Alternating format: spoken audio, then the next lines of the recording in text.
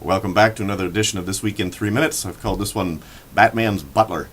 Well, it's been an interesting week on multiple fronts. Of course, we had the State of the Union address this week. I read someone's comment on it, made me laugh out loud, that any politician taking claim for a booming stock market's like the rooster thinking the sun came up because he crowed. So I thought it was brilliant.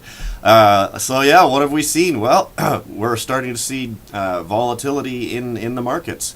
You know, the distortions that were created by central bank intervention supporting government policies resulting in this booming stock market, they're reversing. And the reason why that capital was flowing into the equity markets because you didn't make any money anywhere else. Bonds didn't pay anything.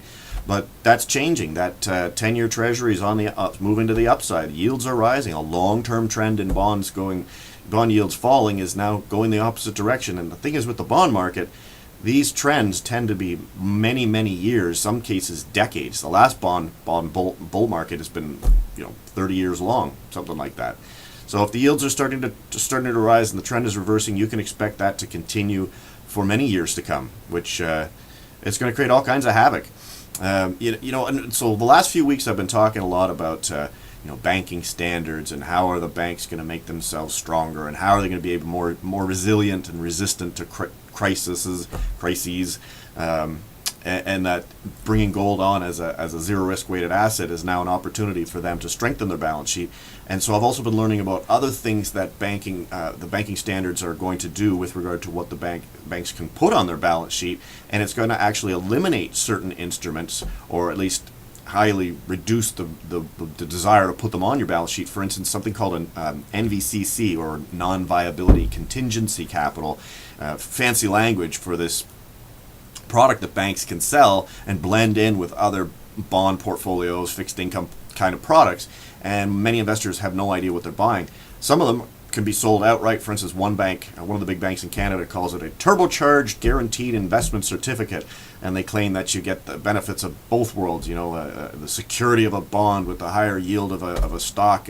But the reality is that it's all part of this bail-in framework or makeup, so that when things go sideways and the banks are no longer viable according to the rules, they can switch those instruments into something that benefits them, not the investor.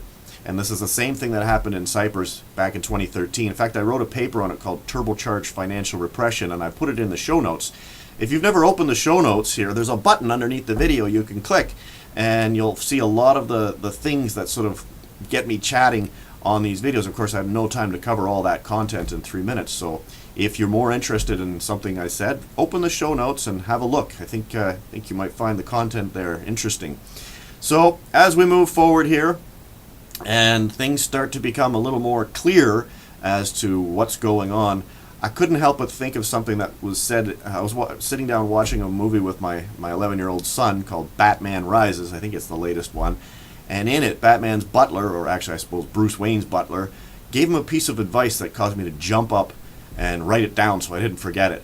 And that was that and I wish a central banker would hear this, maybe it's time to stop trying to outsmart the truth and let it have its day in the sun. I think that's what's about to happen. And the problem is, truth is highly disruptive to most, especially when they've been living a lie. And it's going to be interesting to see how many people get through this. But if you got gold, you should be just fine. So on that note, cheers. Have yourself a great weekend. See you next Friday.